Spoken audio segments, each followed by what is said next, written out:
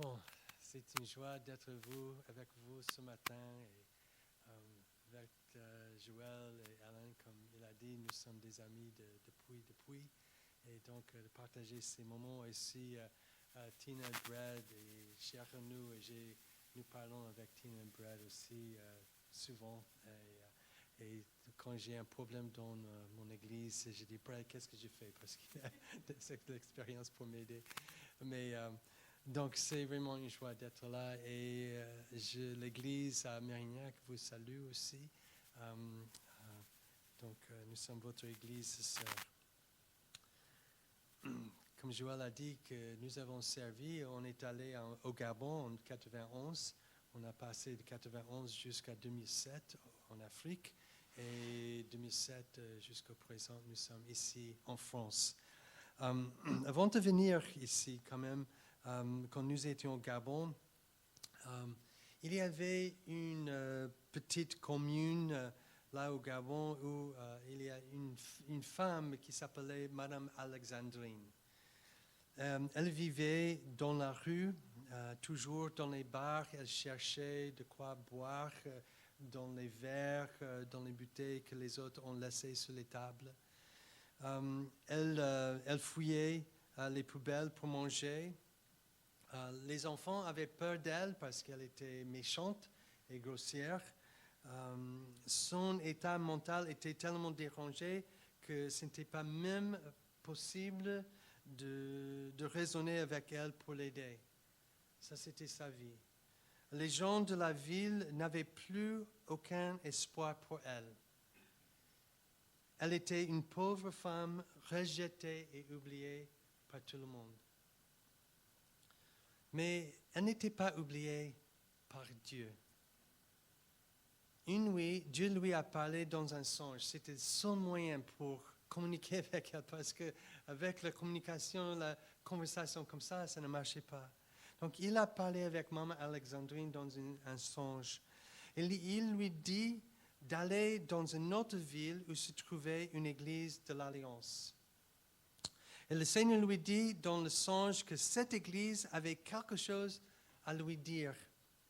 La ville où se trouvait l'église était 100 km, donc je ne suis pas sûr, je ne sais pas comment elle a trouvé les moyens pour y aller, mais elle est allée pour trouver cette église. Et Dieu a fait un miracle dans sa vie.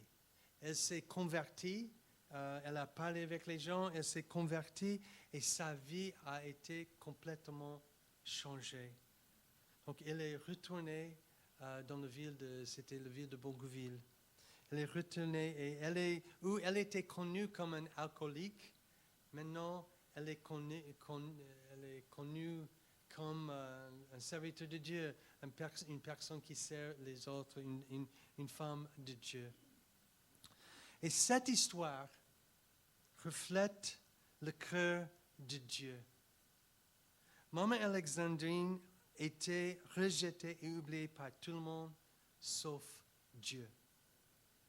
Et Dieu a un fardeau pour tous ceux qui sont perdus et séparés de lui. Ça, c'est son cœur. Sa volonté est que tu sois trouvé et amené dans sa famille. Dieu, on peut dire que Dieu a un cœur missionnaire. Alors, pourquoi parlons-nous de la mission? Pourquoi nous avons un mois de mission comme ça dans le mois de février, comme dans toutes les autres églises de l'Alliance, dans notre église aussi? Pourquoi prions-nous pour la mission? Pourquoi donnons-nous de l'argent pour les œuvres missionnaires? Pourquoi voulons-nous nous impliquer dans tous les aspects de l'œuvre missionnaire, que ça soit local, avec notre voisin, ou que ça soit global, dans un autre pays? Parce que la mission reflète le cœur de Dieu. Le cœur de Dieu le Père, Dieu le Fils et Dieu le Saint-Esprit. Et nous voulons avoir le même cœur que Dieu. La mission, on peut dire que la mission est dans notre ADN. Alors, je sais que Joël a prié pour moi, mais je vais prier aussi. Okay. J'ai confiance dans tes prières, ne t'inquiète pas. D'accord. Seigneur, on a besoin de toi. Ça peut être les mots, les paroles de Todd, mais on ne veut pas les mots, les paroles de Todd. On veut vraiment la parole qui vient de toi. Et tu as quelque chose pour chacun dans cette salle. Peut-être ce n'est pas même ce que j'ai préparé, mais ton esprit est là pour nous parler et pour nous édifier, pour nous transformer. Seigneur, donne-nous les oreilles pour écouter. Donne-moi la bouche qui peut parler en français correctement pour que les autres puissent comprendre. Sois avec nous, Seigneur. Aide-nous. On a besoin de toi. Amen. L'œuvre missionnaire d'abord reflète le cœur de Dieu le Père. J'ai oublié ma Bible sur mon bureau en faisant mon valise pour venir, donc j'ai mon téléphone. Normalement, je préfère d'avoir la Bible pour regarder, mais je vais me débrouiller. Mais en fait, la Bible est une histoire missionnaire. Elle commence par une question, et je vais en parler tout à l'heure, et elle termine par une invitation. En Genèse chapitre 3, versets 7 à 9, après la chute d'Adam et Ève, ils se sont enfuis loin de Dieu, ils se sont cachés dans le jardin. Mais Dieu les a cherchés. Il a appelé Adam en disant, « Où es-tu? Où es-tu? » Et Dieu n'a pas posé la question pour son propre intérêt. Il savait déjà où trouver Adam. Il a toute connaissance. Mais où es-tu? Non, Dieu pose la question dans l'intérêt d'Adam. C'est comme s'il disait, regarde-toi, Adam. Où es-tu par rapport à moi? En fait, il n'y a pas de question plus importante dans la vie de cette question. Où suis-je dans ma relation avec Dieu? Et cette question, où es-tu, révèle le cœur de Dieu, le Père, le cœur missionnaire de Dieu. On pourrait dire que cette question, où es-tu, est la même question que Dieu a posée à Maman Alexandrine cette nuit dans le songe. Où es-tu, ma chère Alexandrine? Pourquoi manges-tu dans les déchets? Pourquoi manges-tu les déchets de la poubelle? Pourquoi tu dors dans la rue? Chère Alexandrine, ta place est dans ma maison. Ta place est à ma table. Et c'est la même question que Dieu m'a posée maintenant, ça fait 50 ans. La nuit où je me suis converti. Todd, où es-tu? Pourquoi tu cours après les choses de ce monde qui ne peuvent pas te satisfaire? Viens dans ma famille. Heureusement, j'ai répondu à son appel. Sinon, j'ai peur de penser où je serai aujourd'hui. Et franchement, quand j'ai écrit cette phrase, en préparant, j'ai commencé à réfléchir où la direction de ma vie avant de recevoir Jésus. Et si j'ai continué dans cette direction, où serais-je, on dit comme ça, aujourd'hui? L'apôtre Paul dit en 1 Timothée chapitre 2, verset 4, que Dieu désire que tous les hommes soient sauvés et parviennent à la connaissance de la vérité. Voici le cœur de Dieu le Père. Que tu sois sauvé. Pas seulement nous, mais les gens qui habitent à côté de nous. Les gens qui sont dans le bureau à côté de moi. Ou à l'école. Dans les magasins. Il est toujours à la recherche de ceux qui sont perdus et séparés de lui. L'œuvre missionnaire reflète aussi le cœur de Dieu le Fils. C'est la raison pour laquelle Jésus est venu sur la terre. Alors, regardez avec moi, si vous avez vos Bibles, Luc chapitre 15. On va regarder un petit peu là.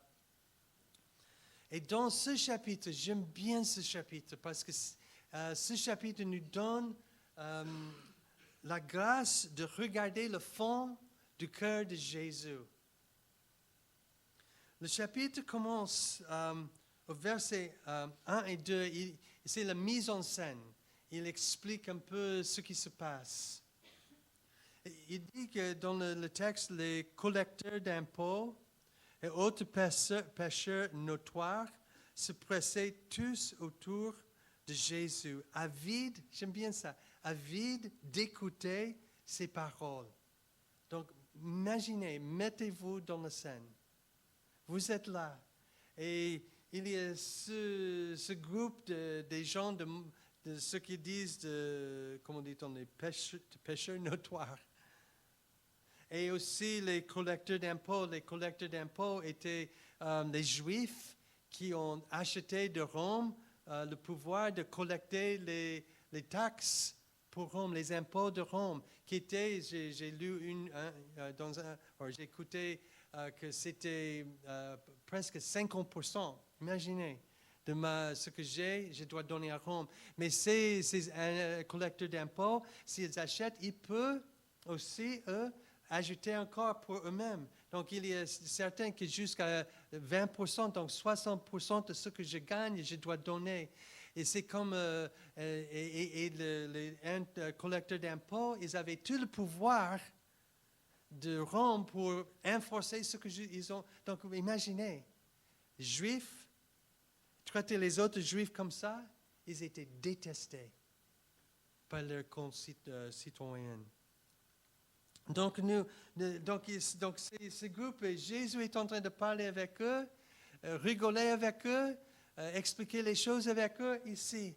Mais de l'autre côté, il y a un autre groupe de personnes qui disent, au verset 2, les pharisiens et les spécialistes de la loi sont indignés et disaient, cet individu fréquente des pécheurs notoires et s'attable avec eux. Donc, imaginez ce groupe-là, les religieux. Et en fait, ce n'est pas qu'ils avaient ils ont voulu honorer Dieu d'une certaine manière, mais ils ne voulaient pas entrer dans l'exil comme leurs ancêtres. Donc, ils essayaient de garder, mais leur cœur, quand même, était loin de Dieu. Ils étaient en train de discuter entre eux. Pourquoi Jésus fait ça? Et j'imagine, dans cette histoire, que Jésus qu'il est en train de parler avec ce groupe-là, il s'est arrêté et pour dire que, et regardez parce qu'il savait ce qu'ils pensaient, ce qu'ils murmuraient entre eux. Et j'imagine qu'il les a regardés pour leur dire que vous voulez savoir pourquoi je suis là? Je vous explique. Et maintenant, dans le chapitre 15 de Luc, il donne 3 paraboles, 3 histoires. Il commence au verset 4 à 7. Jésus raconte la parabole du berger qui cherche le brebis perdu. En fait, dans chaque histoire, il y a quelque chose qui est perdu et quelqu'un qui cherche ce qui est perdu.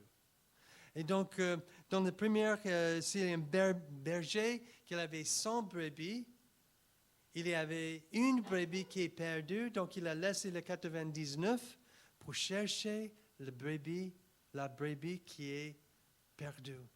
Il cherchait, il l'a trouvé. Et dans l'histoire, il a dit que le berger, il a mis le brebis sur ses épaules, il est retourné à la ville, il a dit, venez fêter avec moi, parce que j'ai trouvé ce qui était perdu. Et je me demande si Jésus n'a pas, après avoir raconté cette histoire, il a fait une petite pause encore pour regarder les groupes. Vous voulez savoir pourquoi je suis là? Parce que je suis ce berger. Et puis, il continue, il partage une histoire d'une dame qui avait 10 pièces d'argent, qui étaient de la valeur. Elle a perdu une pièce quelque part dans la maison. Donc, dans le parabole, il dit qu'elle cherchait, et finalement, elle a trouvé. Et qu'est-ce qu'elle a fait? Elle a invité les autres pour dire que fêtez avec moi. Je suis en joie parce que j'ai trouvé ce qui est perdu. Encore, est-ce que Jésus a pris une petite pause pour regarder? Vous voulez savoir pourquoi je suis là? Parce que je suis cette femme. Ce qui est perdu est trouvé. Et finalement, il termine avec une troisième parabole. Jésus raconte la parabole du père du fils de prodigue. Alors, dans cette histoire, il y a deux frères et le père. Et le grand frère qui faisait tout correctement, mais un jour, le Benjamin de la famille, le petit frère, il a dit que non, moi, je ne veux plus être ici, je veux partir, je veux tout mon héritage, donne-moi ce qui est à moi, je veux vivre ma vie comme je veux. Donc le père a dit, ok, je te donne. Et il est parti, et vous savez l'histoire. Il est allé, il a perdu tout ce qu'il avait, et il est tombé dans une vie qui était misère à lui. Finalement, il était dans les champs pour faire nourrir les cochons qui étaient horreux pour les Juifs à cette époque, qui ne mangent pas le porc. Et donc, mais il était là pour garder les cochons. Finalement, il avait faim, il n'avait rien à manger, il a mangé ce qu'il était en train de donner aux cochons. Et il a dit qu'en fait, chez mon papa, même les serviteurs mangent mieux que ça. Oui, je ne suis pas digne d'être reçu dans la maison de mon père, mais peut-être je peux y aller juste pour dire que je suis là juste pour travailler et peut-être je peux manger. Donc il est retourné chez lui, mais le papa, il était toujours en train de chercher où est mon fils, où est mon fils, où est mon fils. Et il a aperçu de loin. Et j'imagine qu'il a commencé à courir parce que son fils est revenu. Il l'a embrassé. Il a mis les beaux vêtements. Il a fait une grande fête pour fêter, pour dire que mon fils qui était perdu est trouvé. Et le grand frère n'était pas trop content. Et vous voyez la connexion entre les deux groupes. Mais il a dit, mais mon fils, tout ce que j'ai, c'est pour toi aussi. Et j'imagine que Jésus a pris encore une troisième fois, petit moment, pour regarder à ce groupe ici. Vous voulez savoir pourquoi je suis là? Parce que je suis ce Père.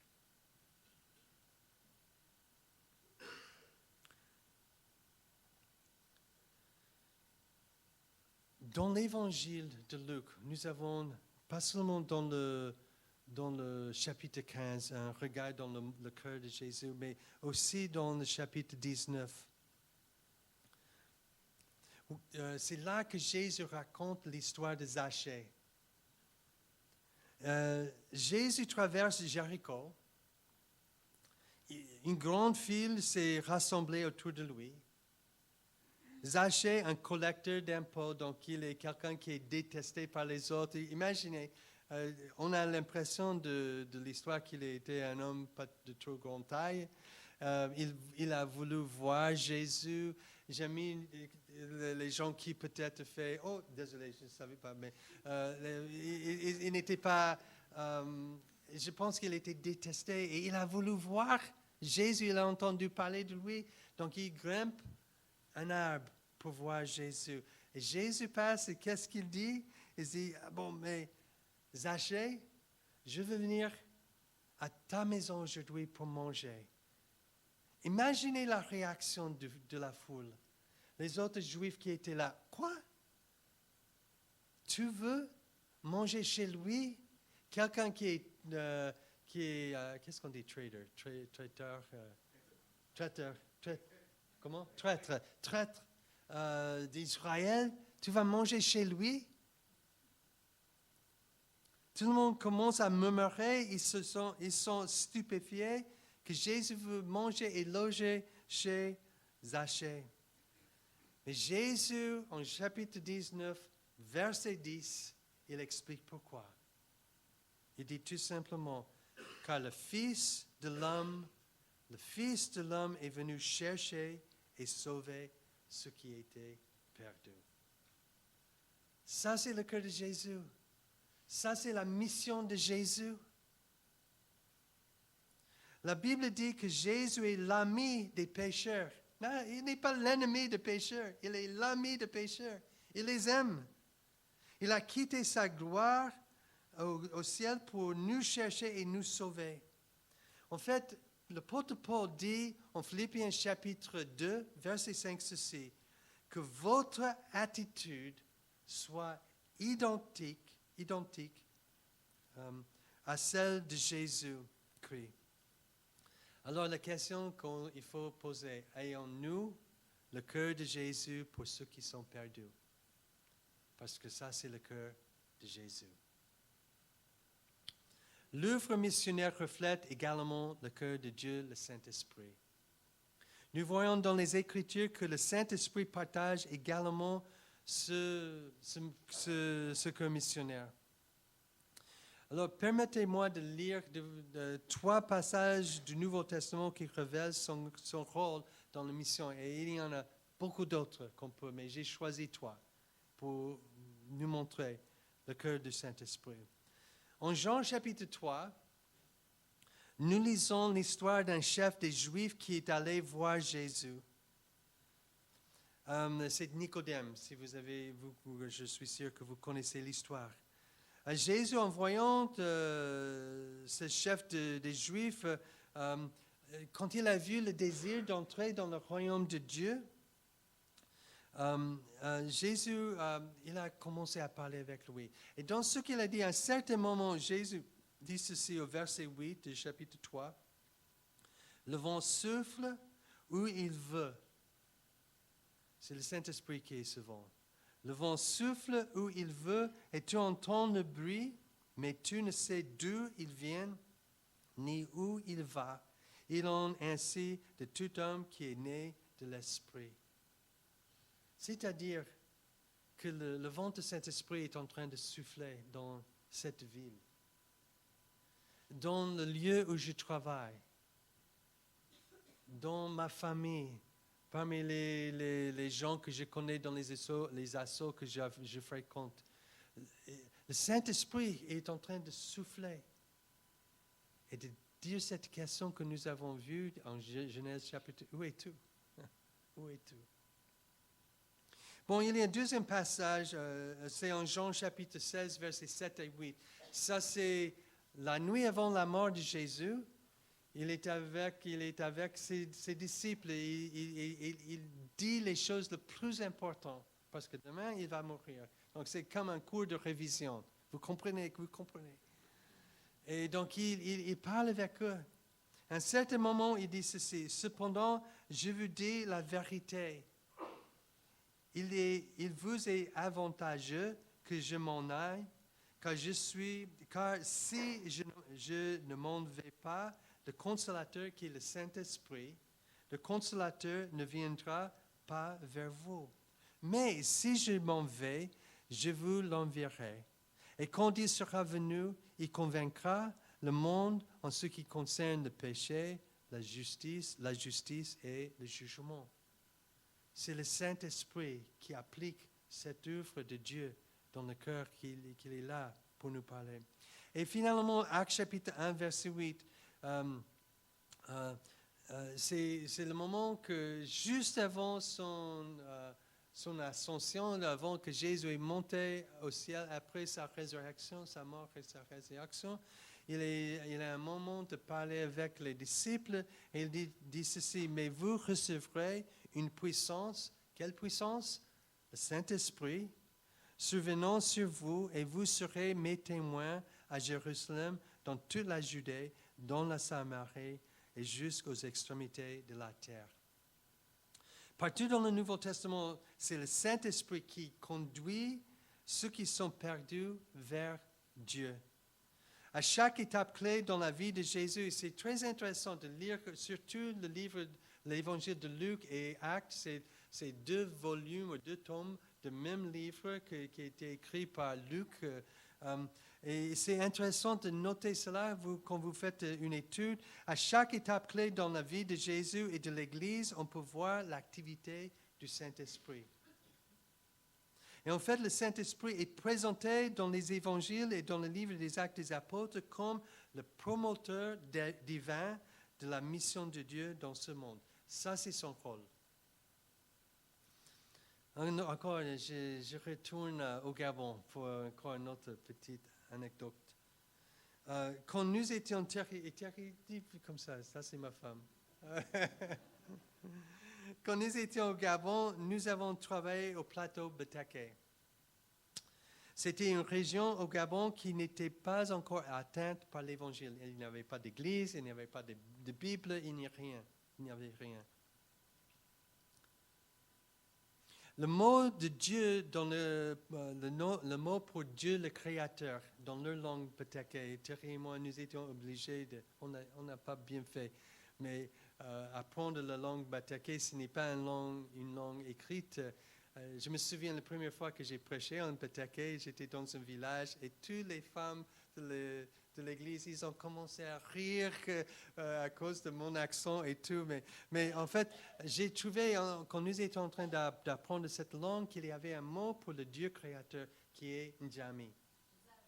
Nzambi. Bon, mais peut-être parce qu'il y avait... ça c'est... Vous êtes du Gabon?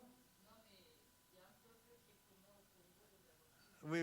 Oui, il y a les prononciations différentes, mais Nzambi, c'est aussi. Oui. Njami.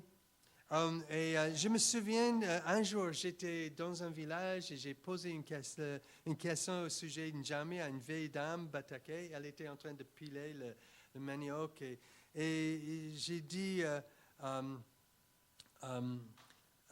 qu'est-ce que j'ai dit? Bon. Ah oui. Bon, j'ai posé une question, Njami, comment est-il? Et j'étais surpris par sa réponse. Et elle m'a dit que, Ndetale, qui veut dire il est juste. Et puis, elle a dit Ndemové, qui veut dire il est bon. Donc, elle avait une conception qui était Dieu, créateur. Njami, il est juste, il est bon.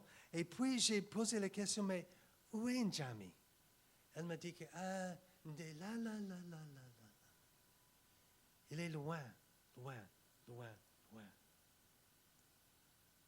Ce qui m'a touché, que cette dame, elle savait qu'il y a un Dieu créateur quelque part, mais elle ne savait pas comment avoir contact avec ce Dieu, ce Père, le Créateur, d'être comme son Père.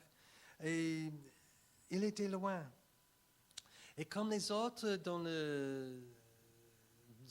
au plateau Bataké, il servit les esprits des Nganga, les esprits différents, parce qu'il ne savait pas comment avoir contact avec Dieu. Et c'était un privilège, un honneur d'avoir l'occasion de partager Jésus, que jamais il ne veut pas être loin, il est venu ici sur terre dans la personne de Jésus-Christ pour nous chercher et nous sauver. Cette expérience m'a appris une leçon importante.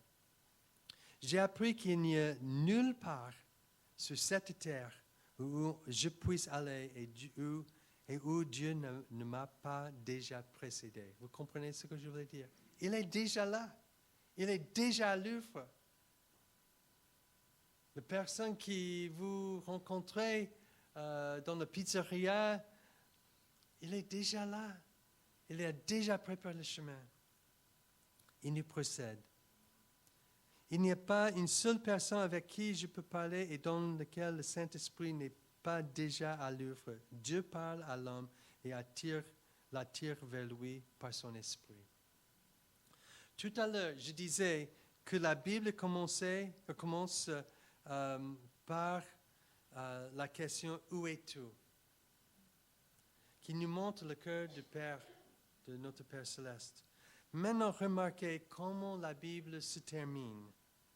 Au dernier chapitre de la Bible, presque le dernier verset, c'est chapitre 22, Apocalypse, chapitre 22, verset 17, nous trouvons maintenant quoi? Une invitation.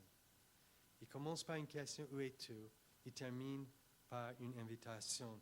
Il est écrit au verset 17, l'Esprit et l'épouse disent, viens. Oui. Que celui qui entend dise, viens. Que celui qui a soif, viens. Que celui qui veut de l'eau et de la vie la prenne gratuitement. Nous sommes tous loin de Dieu, mais c'est l'Esprit qui nous cherche et qui nous invite à revenir à Dieu. Voici le cœur de Dieu, le Saint-Esprit, le cœur de Dieu, le Père, le cœur de Dieu, le Fils, la Trinité, Dieu. Nous voyons dans la Bible que le Dieu le Père, Dieu le Fils, Dieu le Saint-Esprit ont tous un cœur missionnaire. Et Dieu regarde sa création avec les yeux d'amour et il demande à chacun, où es-tu? Où es-tu? Il ne cesse jamais de chercher et de sauver ceux qui sont perdus. Et Jésus, écoutez-moi bien, Jésus nous invite à le rejoindre dans sa mission. Nous sommes les mains et les pieds de Jésus. Nous sommes la bouche de Jésus sur cette terre. Il nous remplit de son esprit. L'esprit est quoi? Il est l'esprit de Jésus en nous. Et il nous demande de le rejoindre dans sa mission. Nous lisons en Matthieu chapitre 4, verset 19, quand la première parole de Jésus aux disciples, quand il les a appelés de le suivre, qu'est-ce qu'il a dit? « Suis-moi et je ferai de toi quoi? Un pêcheur d'hommes. » Et puis nous lisons en Matthieu chapitre 28, verset 19, la dernière parole de Jésus aux disciples avant de monter au ciel était quoi? Allez, faites de toutes les nations des disciples. Pour conclure, je voudrais partager quelques mesures pratiques que nous pourrions prendre pour rejoindre Jésus dans sa mission. Tout d'abord, est-ce que ces choses, oui, ce n'est pas trop fort, mais tout d'abord, prier. Abbé Simpson, ça c'est le fondateur de l'Alliance, de notre union d'église, a dit dans une prédication ceci. Un jour, quand nous serons au paradis, nous verrons probablement que les plus grands missionnaires n'étaient pas nécessairement ceux qui posaient le pied sur un sol étranger, mais ceux qui savaient plier les genoux pour prier. Vous comprenez? Nous étions au Gabon, mais peut-être un jour on va voir que ce n'était pas nous qui a fait une grande différence, c'était eux qui ont prié pour nous quand nous étions là. La prière est une chose que nous pouvons tous faire. Elle ne coûte pas d'argent. Elle ne nécessite pas de diplôme universitaire. Ce n'est pas que Dieu, mais désolé, tu n'as pas ton bac, donc je n'écoute pas. Il écoute les prières de nous tous. L'âge n'a pas d'importance. Nous pouvons être jeunes ou vieux. Par la prière, nous pouvons... donc Dieu écoute les prières des enfants et j'ai des histoires. Désolé, je n'ai pas le temps pour les histoires des enfants qui ont prié et les miracles que j'ai vus par leur bouche. Donc Dieu écoute les prières des enfants et aussi les adultes. Par la prière, nous pouvons traverser toute barrière géographique, politique, linguistique, religieuse et culturelle depuis notre chambre. Et ça, c'est incroyable. Je ne peux pas avoir un visa pour aller dans certains pays, mais dans ma chambre, je peux entrer dans ce pays par la prière. Nos prières font toute la différence. Elles font bouger la main de Dieu. Et je vous encourage donc d'adopter un missionnaire, une famille missionnaire que votre Église soutient ou une famille missionnaire que l'AECM soutient. Adoptez cette famille. On ne peut pas faire tout, mais au moins, on peut prendre un missionnaire, une famille missionnaire et prier pour cette famille pendant cette année. Et les soutenir. Être en contact avec eux pour savoir comment je peux prier pour vous.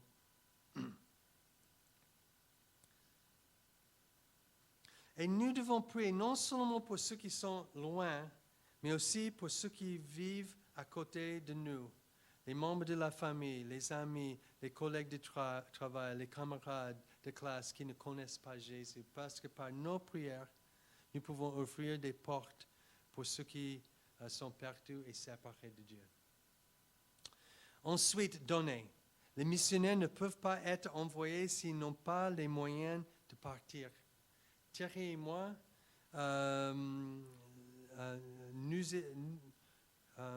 nous étions soutenus par les églises aux États-Unis depuis 35 ans. Nous n'avons jamais manqué de quoi pour servir Dieu dans sa mission grâce à ces dons de nos frères et sœurs en Jésus-Christ. Et je pense que votre Église consacre 10% de tous vos offrandes au soutien missionnaire. En fait, ça c'était un modèle, un exemple pour notre Église. Nous avons implanté l'Église à Bordeaux après cette Église est implantée et nous avons regardé ce que vous faisiez et nous ont dit, nous voulons être comme l'Église à Épi. Ils donnent 10% de leurs recettes à Dieu de leurs recettes pour soutenir les missions. Et c'était un bon exemple pour nous. Et en fait, votre Église, c'était la seule Église en France qui nous... Vous avez envoyé l'argent pour nous aider quand on a commencé. Et donc, vous avez déjà cette habitude. Et ça, c'est bien. Cependant, donc c'est bien de donner nos offrandes et que 10% est donné aux missions, mais cependant, je crois que Dieu veut que nous ayons plus loin. Je vous encourage à envisager de faire une promesse de foi pour soutenir l'un de vos missionnaires. Une promesse de foi consiste à demander à Dieu ce qu'il voudrait qu'on donne par la foi au cours de l'année. Donc on dit, Seigneur, j'ai l'impression que tu veux que nous donnons à ce missionnaire pour l'aider. Donc, qu'est-ce que tu veux que je donne? Et je parle avec lui et il me montre un montant de donner. C'est quelque chose au-delà de l'offrande normale. Et au cours de l'année, on prie et par la foi, on voit comment Dieu pourvoira la capacité pour honorer cet engagement financier. Cette pratique nous aide à avancer la mission de Dieu et à faire grandir notre foi. Je vous donne un exemple. J'ai été aux États-Unis, vous savez, pour nous les missionnaires, 4 ans dans le champ, ou dans le pays où nous sommes, et 1 an aux États-Unis pour tourner dans les églises, pour animer les conférences missionnaires. Et j'étais en train de parler, remercier l'Église pour leurs dons et les encourager. Et aussi, j'ai parlé de la promesse de foi missionnaire. Et j'ai dit, bon, je vous encourage dans cela. Et il y avait un monsieur, après le culte, qui est venu pour me voir. Il a dit, moi, j'ai appris l'importance il y a quelques années. Il a dit, il était pétrolier, il est dans une grande société de pétrole. Et un jour, la société a voulu jeter un tas de grands tuyaux comme ça. Et il a dit, est-ce que je peux les avoir? Et il dit, oui, c'est pour jeter, donc si vous voulez. Donc il est transporté, il l'a mis dans son jardin, derrière la maison. Dans son église, le pasteur, je ne sais pas qui, a prêché de la mission et donné l'argent, faire une promesse de foi missionnaire. Donc il a été touché, il a commencé à prier et demander, OK, Dieu, qu'est-ce que tu veux que je donne? Donc il avait un montant dans sa tête, il a commencé à prier, Seigneur, je n'ai pas cet argent, d'où vient cet argent pour donner? Un jour, il était là dans la maison, il regardait sur la fenêtre dans son jardin, il a vu ce tas de tuyaux. Il dit, mais dis donc, peut-être je peux les vendre. Donc il a vendu le tas de tuyaux et c'était pour le montant exact qu'il a fait une promesse. Et voilà, Dieu a pourvoir pour lui ce qui était qu'il a demandé. Donc, je vois ça comme, et Thierry et moi, nous avons vu aussi dans notre vie combien ça fait grandir notre foi et aussi combien ça avance la mission. Enfin, allez. Le champ de la mission est vaste. Notre voisin est celui qui vit de l'autre côté de la rue et de l'autre côté de la mer. Jésus dit en Matthieu chapitre 9, verset 37, que la moisson est grande, mais il y a peu d'ouvriers. L'accomplissement de l'ordre suprême de Jésus va demander la mobilisation de nous tous. Nous sommes tous appelés par Dieu pour servir dans sa mission. Nous sommes tous missionnaires. Et chacun a un rôle unique à jouer. Et personne d'autre ne peut prendre notre place. Si ce n'est pas moi, c'est Todd qui l'envoie ici ou là. Et ce n'est pas une autre personne qui peut remplir mon rôle. Et c'est le même pour chacun de nous. Si on ne fait pas son rôle personne d'autre sera là pour le faire. Donc Dieu nous a donné tout ce dont nous avons besoin pour servir. Alors, quels sont les besoins de votre Église ici? Comment Dieu veut-il que vous serviez dans votre Église ici? Et quels sont les besoins de ceux qui, dans votre réseau de relations, de contacts, qui ne connaissent pas Jésus? Comment Dieu veut-il que vous serviez ces personnes? Pour certains, Dieu lance un appel particulier à servir en tant que missionnaire et pasteur. Ici en France, il y a un grand besoin des pasteurs. Et il faut prier pour cela. On a des églises qui n'ont pas de pasteurs, les églises existantes, mais nous voulons implanter encore d'autres églises. Mais qui vont diriger ces églises? Donc il faut prier pour les pasteurs et aussi prier pour les missionnaires. Il y a encore des champs missionnaires qui ont besoin des missionnaires. Donc, si Dieu a un appel particulier à quelqu'un ici, peut-être il te parle pour remplir. La moisson est grande, mais il y a peu d'ouvriers. Localement, dans notre église locale et aussi globalement. Pour terminer, je vous raconte l'histoire d'un petit garçon de 6 ans. C'était un garçon, il s'appelait Jared. Ça fait des années maintenant. C'est une autre fois, j'étais aux États-Unis pour faire mon tournée dans les églises, animer les conférences missionnaires. Un jour, j'étais invité pour parler avec un groupe d'hommes. Il y avait un grand petit déjeuner comme nous aimons aux États-Unis. J'adore le petit déjeuner, moi. Mais il y a un grand groupe d'hommes, beaucoup plus que ça. Et j'étais en train de prêcher et parler de la mission de Jésus. Et je disais, le monde nous attend. Qui parlera de Jésus si ce n'est pas nous qui croyons en lui? Et puis j'ai posé une question aux hommes pour terminer. Qui rejoindra Jésus dans sa mission? Qui ira? Et je ne cherche pas vraiment une réponse. C'était juste une question rhétorique pour pousser, de réfléchir. Mais à ma surprise, j'ai vu cette petite main de ce garçon de Jared qui avait 6 ans. J'ai vu sa main dans tous les grands hommes. C'était aussi dans un lieu rural, les agriculteurs et tout. Mais donc, cette petite main, il a dit, mais dans une voix courageuse, moi, j'irai, comme ça. Et tout le monde a regardé, et Jared, et c'était émouvant. Et je me suis dit, Seigneur, donne-nous le cœur de Jared. Pourquoi? Parce que c'est le cœur de Dieu. Amen.